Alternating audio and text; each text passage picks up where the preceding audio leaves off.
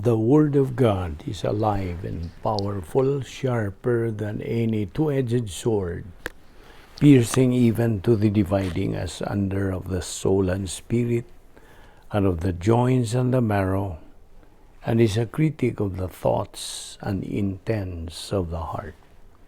All Scripture is God-breathed and is profitable for doctrine, for reproof, for correction, for instruction in righteousness, that the man of God might be mature, thoroughly equipped unto all good works. Study to show thyself approved unto God, a workman that needeth not to be ashamed, rightly dividing the word of truth. Philippians 4:13, I can do all things through him who gives me strength. John 15:5, I am the vine, you are the branches. If you remain in me and I in you, you will bear much fruit. Apart from me, you can do nothing. What does the Lord require of you? To act justly and to love mercy and to walk humbly with your God. Micah chapter 6 verse 8. Psalm 62:1. Truly my soul finds rest in God. My salvation comes from him. Lamentations 3:22-23. Because of the Lord's great love, we are not consumed, for his compassions never fail. They are new every morning. Great is your faithfulness. Before we start our Bible study, as usual, ikinahanglan ng atong pagsugid sa tanan nato mga salang nahimo ning adlaw, aron kita mapun-an sa Espiritu Santo ug nga ang teaching ministry of God the Holy Spirit will function o nga kita malamdagan, matinawan sa kamatuoran. Busa atong hawason o habwaon ang tanan nato mga salang nabuhat niining adlaw. Otherwise, kini mahimo lamang babag sa atong pagabuhaton nga pagtuon sa pulong sa Dios. 1 John 1:9 nagamando, if we confess our sins, God is faithful and just to forgive us our sins and to cleanse us from all unrighteousness. Kapanalang kanimo higalang, wala pa'y kaluwasan. Believe on the Lord Jesus Christ and thou shalt be saved. Acts 16:31. Musa, magandam tas tong kaugalingon, tagsa-tagsa nato kakalag, kinahanglan nandamon, pinagi sa hilo mga pagampo. Let us pray.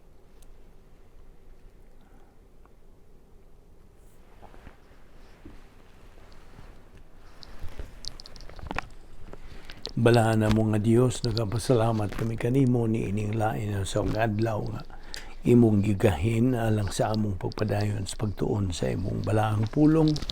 Salamat sa imong pagdala kanamo ning dapita sa makausap pa aron kami makaudayon sa among pagkaton, pagtuon, pagtuo, paggamit sa imong mga pulong. Salamat ni ining grasya nga among ipahimoslan. Ubani kami pinagis pagtudlo kanamo sa balahang Espiritu Santo, kining tanan among gipasalamatan sa ngalan ni Ginoong Hesukristo. Amen. Well, maayong adlaw sa tanan natong mga subscribers, atong mga igsoon diyan ni Kristo, atong mga higala nga nagasunod na usab ning atong ministry. So, welcome everyone.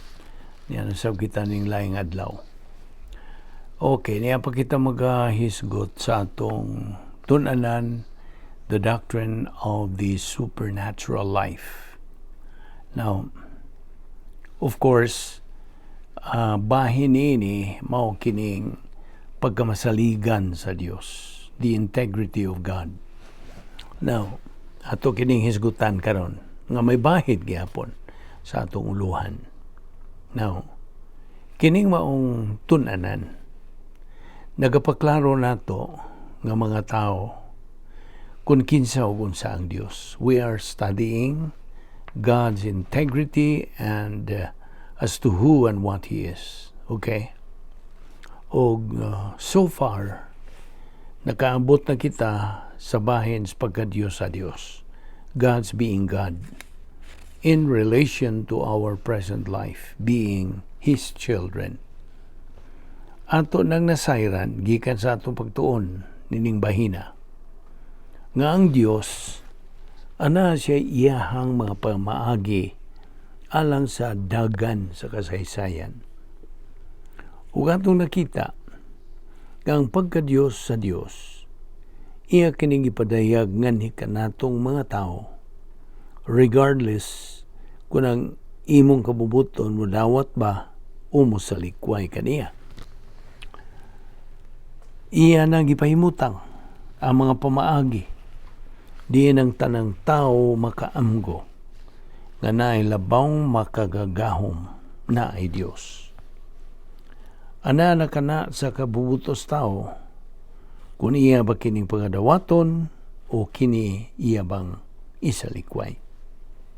Og dili mahimong bakwion sa Dios ang iyang mga pamaagi nga gipahimutang tungod kay wa pa ang tanan kini nga mga iyang mga pamaagi iya nang gipahimutang. Busa ang ngay natong hatagan o pagtagad kining maong primerong prinsipyo nga ato nang nadalikyatan sa pagsugod niini, nga ang Dios nagpahimutang o pamaagi aron ang tao makaila niya, ang tao makaamgo bahin kaniya. Actually, ato naman ang naisgutan, and I would highly recommend nga samtang kita nagatuon ning integrity of God, gamita ang inyong memory recall alang sa uban natong mga pagtuon, uban nga mga prinsipyo sa uban nga mga pagtuon aron atong sumpay ang nagkalain-lain nga mga pagtulunan niining bahin sa integrity of God. Kay labot pa kini advance naman. Advance na kining pagtuon nga nagkinahanglan na kini sa atong pag-recall, paghinumdom sa uban nga mga principles nga ato nang natunan. Okay? Atong balikon sa pagingon nga ang Dios nagpahimutang sa mga pamaagi nga ang tao makaamgo nga naa siya. Bisan pa kung ang tao moingon og di siya mutuo og Dios, di siya mutuo nga naay Dios, apan kanang tawhana sa iyang pagbalibad nakaibaw siya nga naay Dios, apan iyang kinabubuton nga iyang isalikway. Mao nang naapoy ubang mga tao nga wa man nila mayuhag susi kung kinsa o kung sa giyon ang Diyos. Mao nang ang Diyos mismo pinaagi siya mga pulong nagasulti nga dunay mga tao nga nagakulit o mga ribulto nga dagway kunuhay sa Dios aron lang mahatagan sila og kasiguruhan nga naagyo Dios. Apan di man ka na mo'y pamaagi sa Dios aron sa pagpaklaro ka natong mga tao. Kana tawhanon ng pamaagi aron ang Dios maklaro nato. Apan di man ka na madawat sa Dios. Tungod kay ang Dios nagpahimutang na sa iyang pamaagi unsaon pag ilana to kaniya, unsaon nato sa pag-amgo may tungod kaniya.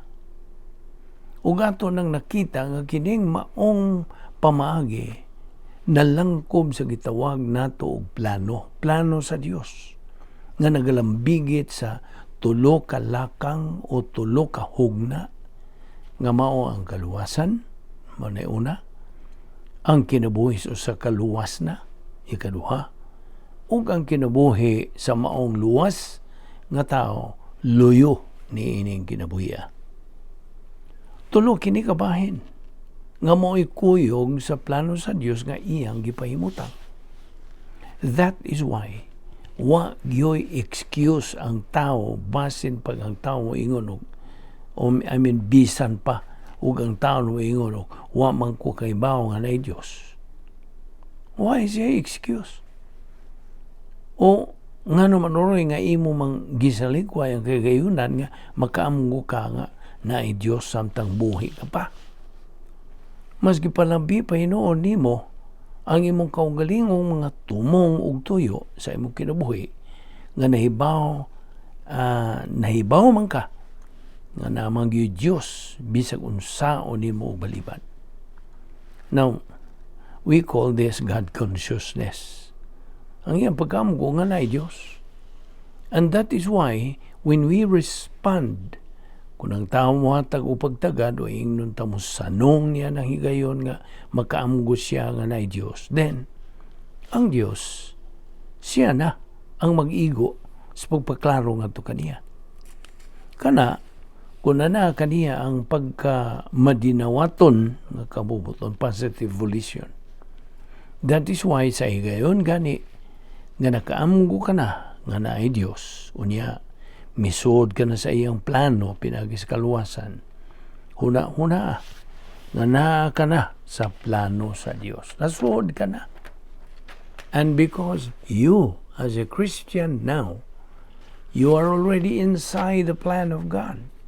Remember, hinumdumi, nga God has designed your life, gipaimutang na sa Dios kanang imong kinabuhi, gipaimutang na ang mga pamaagi aron nga kitang mga Kristohanon magakinabuhi na nga naa ang kahigayunan nga kita magmalampuson nining maong kinabuhi.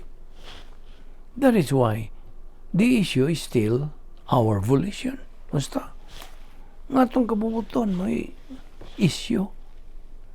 Ato nang nakita kung sa kagrabe ang pagpahimutang sa Dios. Bisan tinuod, kung ang matag sa katao, ipagkatao din sa kalibutan nga patay spiritualmente, naghatag manggihapon ang Dios pamaagi, di ang maong tao mabuhi spiritually. Ato naman ang nesgutan to, miyagi na itong mga pagtuon.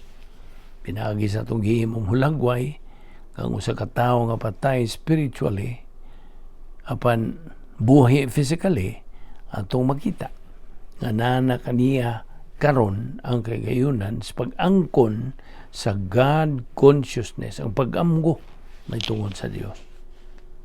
Naibaw ka? Kining mga tawo nga muhatag o higayon nga maminaw, bahin o kaluwasan, paminaw sa gisangyaw nga maayong balita sa kaluwasan. These are people who had already experienced God consciousness. Og sa dihang naibaw sila nga naay Dios, naibaw sila nga naay labawng makagagahom, anano sab diha kanila karon ang kabubuton nga makaibaw unsa may sunod mong buhaton karon nga nakaibaw nakog naay Dios, unsa may sunod kong buhaton. What is the next step that I should take? Dako ra ba gyud ang issue.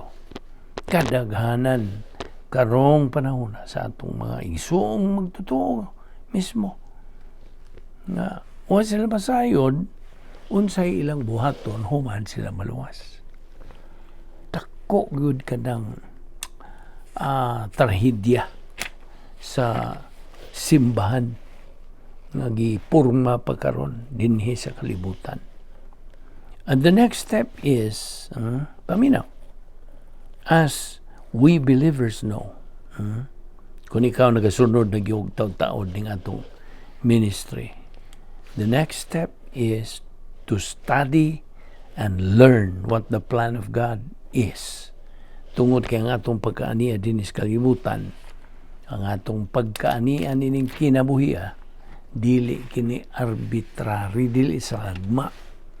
Ang imong pagkaaniya dinhi karon sabta gina. It's not sa ligma. Gihatagan ka og kinabuhi og hingabot ka sa panahon nga makadungog ka nining atong gisgutan karon. Sanglit ang Dios naghatag manimo kay gayunan nga makaamgo ka that God does really exist kung ikaw sa ka-unbeliever. Dili ka pa magtotoo nga makaamgo ka nga naay kaluwasan. O kung usa-usab ka believer, if you are a believer nga, makaamgo ka unta nga dunay gipahimutang ang Dios alang sa dagan sa imong kinabuhi sabta gina. That is the reason why nga pinagi lamang sa imuhang pag-angkon niya ng kabubuton nga madinawaton positive volition. Being a Christian, okay? Tutuki ka ng imong pagka-Kristohano karon. Bisag Kristohanon ka na. Kaya naamanggoy mga Kristohanon pod nga. Sa gayon nga nangahimo na silang Kristohanon nga musalikway naman hinoon sa mga sangkap nga iha sa Dios. Yes. Na ay mga Kristohanon nga ingon niya na. That is why nga atong masabtan nga ang Dios nagpahimutang ug ang pagpahimutang sa Dios alang kanato nga magtutuo pinagi na sa gibilin ni Ginoong Kristo nga maungon sa ang Espiritu Santo. Gibilin kining Ginoong Kristo nga ni kanato. Yes. Ang gibilin ni Ginoong Kristo nga ri kanato mao ang Espiritu Santo nga karon nagapuyo na dinhi sa sulod nato. Kaya ang Espiritu Santo God mao naman ang naghatag balik ka nato niya ng spiritual nga kinabuhi, ang spiritual life. Kaya sa wa ka pa mudawat sa kaluwasan, you did not have the spiritual life. Why? Because you are spiritually dead. Sabot ka? Karon nga Kristohanon ka na, natawo ka na pag-usab, born again, gisuluban ka na pagkamatarong sa Dios. You now have a spiritual life. O gikinahanglan nga imo kanang atimanon. Unsaon? Sa pag-atiman. Pinagi nini atong ginabuhat adlaw-adlaw. Pagtuon, pagtuo, pagkat-on, paggamit sa pulong sa Dios. Nanunong ka sa atong slogan? Unsa tong slogan na to? Study, learn, believe, apply. SLBA. Mo na itong slogan ng atong ministry. Now, yan na po yung problema inibay na. Daghan sa atong mga kaigsuunang mga Kristohanon nga wa pod mahibaw unsaon pagatiman sa ilang spiritual life. Wala. Paminaw ra gud. Ang human spirit nimo, meaning pasabot niya na mao ang nabuhi na nimong espiritual, imong espirituhanong tawhanong espiritu. Okay? Kining imong human spirit, yan tugyong higayon sa imong pagkaluwas, nabuhi, energized, enlivened, activated, kanang imong tawhanong espiritu. In conjunction with your soul, completes the inner equipment of grace apparatus for perception, for short, gap. Ug mao na ni ang usas mga sangkap nga gihatag sa Dios ngadtos matag usa ka magtutuo aron makaabante na siya, makatubo na siya diha sa grasya ug sa kahibalo kang Ginoong Jesucristo. Segundo Pedro 3:18. Kay gipagkatao ka naman pag-usab, because you are now a born-again person, gikinahanglan ka og sustansya. Ingon nga bata nga masuso, an infant, nga nagasugod na og tubo, aron makaambot kini siya sa pagkahamtong. Capacity for life kanang iyang matungtong diha sa maungang capacity for life. Mo kana ang imong tumong espirituanong pagkamtong. Merely comprehended to convert doctrine from something that is merely comprehended academically into something thoroughly understood and usable for both spiritual advance and spiritual application to life. So, It is but important nga ato kanang timanan samtang kita nagapadayon nining atong pagtuon bahin sa pagka-Dios sa Dios. Nga nagahatag kanato nining pamaagi nga kita makabalik ngadto kaniya. Always bear in mind that ang matag usa ka tawo nga ipagkatao nining kalibutana, siya spiritualmente patay. Spiritually dead man. Wa mag-check labot sa Dios. Ug ang Dios way labot niya. You see? Because he has no relationship to God. Because relationship to God is only achieved by faith alone in Christ alone. So, kaya di naman siya magtutuo, way labot ang Diyos kaniya, wa siya usab siya labot sa Diyos. Wa siya bisag gamay koneksyon ngadto sa Diyos, wala. Ug ang pamaagi lamang ng usa ka tawo mahidugtong, kanang makaangkon og relasyon ngadto sa Dios, mao ako na puning gibalik, mao ang iyang paggamit sa iyang kabubuton sa paghimo og positibong desisyon sa pagtuo, pagdawat kang Ginoong Hesukristo ingon nga iyang manluluwas. O yan ang paghihalamang nga matao siya pag-usab. That's the only way that he can be born again. Matao siya ngadto sa pagkahimo niyang anak sa Dios. Ug diha misud siya sa plano sa Dios. Sabot? Usab, mao kanang higayon nga mahimo na siyang physically alive at the same time spiritually alive. Okay? Now, paminaw ini. Ang problema gyud sa kadaghanan bahin ni ini mao nga binila nga pwede silang makabali o makaangkon og relasyon ngadto sa Dios pinaagi sa ilang kaugalingong mga paningkamot, no? Remember nga kining matang sa mga tao nga ingon niini mao ni mga tao nga wa kaila sa Dios. Sabta kina. Wa kaila. If you try to establish a relationship with God through your own effort, sorry to tell you, my friend, that you actually do not know God. Listen, God has established His very own process, His procedure, His protocol. Ang Diyos nagpahimutang na sa iyahang pamaagi. Kitang mga tao, di ta mahimong gama-gama tag atong kaugalingong pamaagi tuyo nga makaangkon tag relasyon sa Dios. Di mahimo. Ang tinuod, ang pamaagi sa tao dili man gyud madawat sa Dios. Bisag unsaon pa sa tao. Bisag unsa pa buhaton. Bisag unsa pa paningkamot nga himo sa tao, di man gyud ka na madawat sa Dios. Dili. Sa pulong sa Dios, klaro, tataw pag-ayo nga nagpahayag niya na. Diha sa Isiyas, nagasulti nga ang tanan nato nga mga kaayuhan o mga paningkamot pagbuhat umayo sa atubangan sa Dios, mahugaw nga trapo, filthy rags. Mabitaw nga kinahanglan nga atong pag-ila sa Dios. Yaning bahina.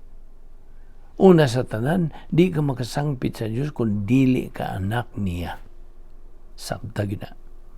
Always remember that kay maon ay prinsipyo sa integrity of God. Timan nina, ang pagka-Diyos sa Diyos. Tungod kay ang Diyos, balaan, He is holy, ug siya hingpit. Perfect.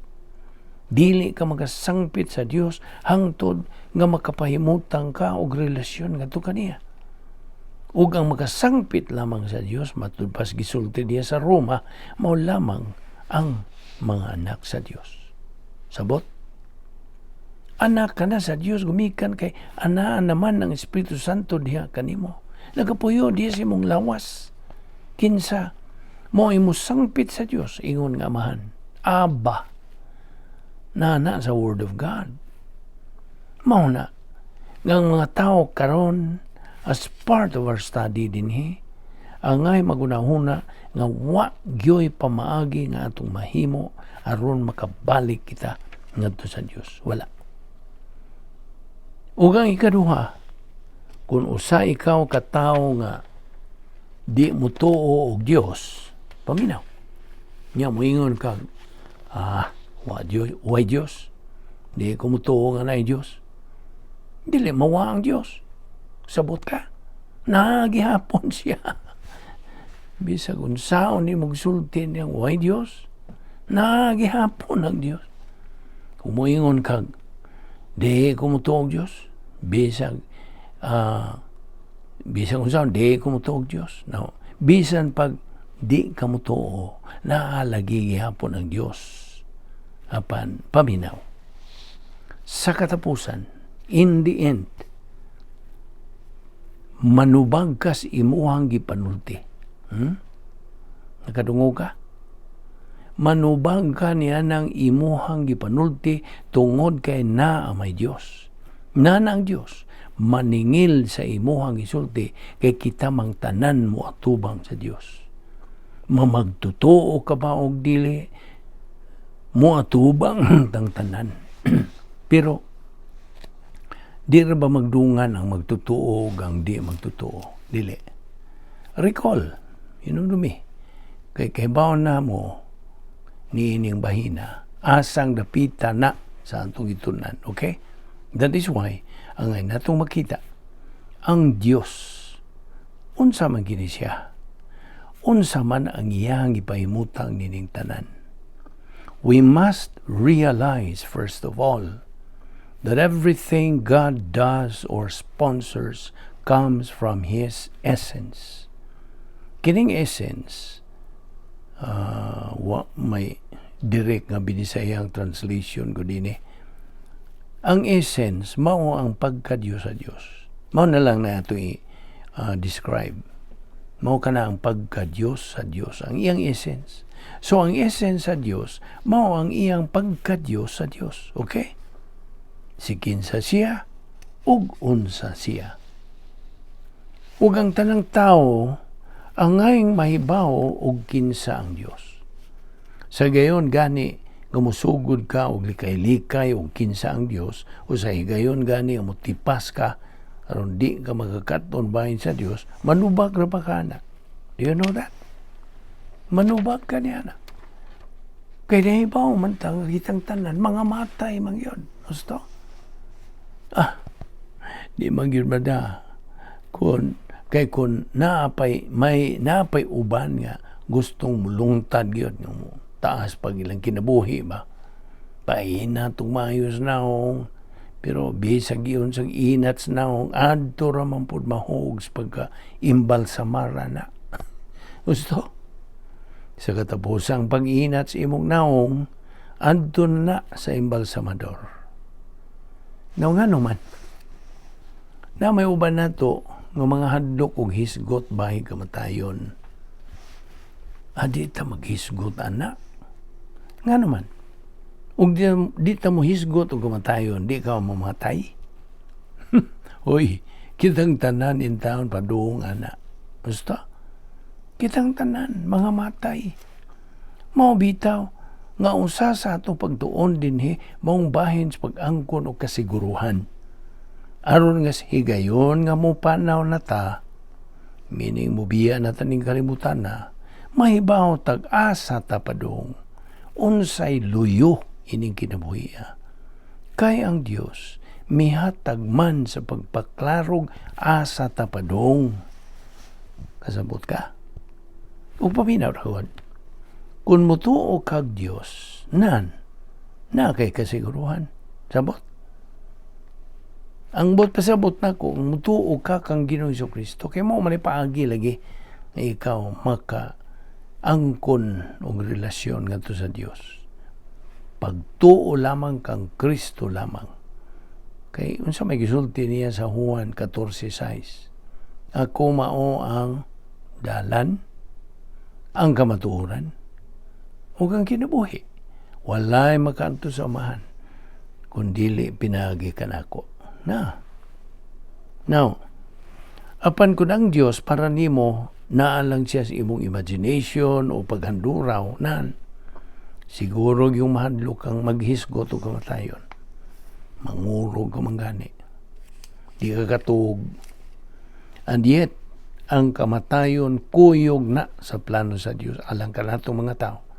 Kay, that is a fact of life. Gusto? Dili na kalikayan, oy. Sa gayon nga ipagkatao ka nining kalibutan na mamatay yung ka. Sabot? Mao gyud ni klarong pagkasulti. And that is why you have to learn samtang niya ka nining kalibutan na. Wa na kaning maawahin na kung imo pa nang iunda-unda. Now, inikahuman ni mong kinabuhi din, hiba? Kay maupod ni ang kuyog sa plano sa Diyos. Mahuman ang imong kinabuhi din ni awahin na. So, samtang niya ka pa, mao niya ang panahon nga magtimbang-timbang ka na diha sa imong una-una kung asa ka dapit ug unsay imong baruganan ni ining kinabuhiya. Mao bitaw na nga kuyog manggod ni ining plano sa Dios alang kanato ang kitang tanang mga tao mangutana nganong niya magkaron na? Why am I here? Pangutan na kuno ng imong kaugalingon. O kung imo pong hunaw-naon, ang tawhanon pong tubagan na moingon aron gud maning kamot gud ta. Ug naatay mga liwat, nya patubuon, kay sila naman po yung sunod nato. Now, unyag ikaw, asa ka man padong, musilingan ka na wati. Pero, ug imo hunaw-naon ba, unsa may kapuslanan nimo, igo ka nang ipanganak aron mamatay. Di good pod maningkamot gud pod ta. Unya ni kahuman nimo og paningkamot, mamatay man gyud kag gihapon. Moingon kag bitaw no. Unsa may kapuslanan nato dinhi. Eskwela ta unya mo graduate, unya mangitang trabaho, maprofesional na ta, magakwarta ta. Ang uban di magakwarta, mapobre kag madato ka, mamatay mangyud gihapon ka. Gusto? Unya, ang imong pagkapobre o imong pagkadato, di mapud nimo madaho man ka mamatay. So unsa may tuyo nato, unsa may kapuslanan nato ani? Nasamot na itong mga tao nga di mo tuog Diyos. Di mo tuog na ilabaw nga kagagahom. Di. Ang ilang kinabuhi, klarong way kapuslanan. Tanawa nga itong mga karsel karon, mga prisuhan ba, napuno, hindi mga tao nga, wa na muhatag og bili sa labaw makagagahom. Wa na muhatag og bili ug unsay tuyo sa ilang kinabuhi. Basta lang kay haros lang, bahalag unsay porma, bahalag adis-adis, bahalag kriminal, bahala nag-unsa man galing ang imuhang pangbuhaton sa tawhanon nga mga pangibog, lust. Apat kwenta haragod. Adunay tuyo. Ug ang tuyo mao ang atong pag-ilangan ay tumong ang atong pagkaaniya dinhi karon. Although we can dig deeper and see the angelic conflict behind all of these. But that's another study. Lain na po na nga pagtulunan. Ang ato lang giduputan sa pagtuki, mao kining bahin sa kasaligan sa Dios. The integrity of God. Mao hinungdan nga ang Dios nagpahimutang sa tanan. Okay? Always remember that. Kay imagine lang ka global warming niya. Dili ta magtinarong ning atong gipuy ang kalibutan, mga hanaw lang tang tanan. Ngano man, mas labaw pa kas Ginoo nga makapahanaw aning tanan. Hinumdumi baya ang kalibutan dili mahanaw kung dili mutugot ang Dios. Diman nina. Og magbinuang taning kalibutan na magagwanta ta pero di na mahanaw. Hangtod moingon ang Dios og hanaw, then mawa. Sabot? Ana abaya pues Bible ka na. That's another study. Pero always remember our study regarding that. So whether the workings of the universe, the principles of the divine establishment, or the work of the cross, every jot and tittle of God's Word, the Scripture, is based on the attributes or character of God. Aron ka makasabot sa Bible, kinahanglan po kang makasabot kung kinsa ang Diyos. Kaya ang Bible pulong kini sa Diyos. O kung wa ka kaila sa Diyos, o para nimo baliwa ang Diyos, nan ang iyang pulong nga kining Bible baliwa pod nimo. Kasabot ka. Now, ang grabe, usa ka magtotoo if you are a believer in Jesus Christ, if you've been born again by faith alone in Christ alone, inihigayo na while you are listening to this study right now. Unya, gibaliwa nimong pulong sa Dios, ilahanan ka na nga gibaliwa po nimo ang Dios. Gusto? Nga naman. Do you know why? Because the principle stands. What your attitude towards God's Word is actually your attitude towards God. Samtag na.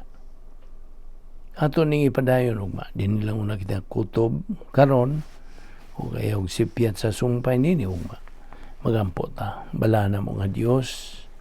Salamat nini higayon nga imong gihatag kanamo nga pagpadayon sa pagtuon sa imong balang pulong. Hinaot, kini mahimong dugang panalangin sa among kinabuhi o nga imo kaming hatagan pa o kay gayunan sa pagsibog sa unahan sa among Kristohanong pagkinabuhi. Kining tanan among gipasalamatan sa ngalan ni Ginoong Hesukristo, among bugtong manluluwas. Amen.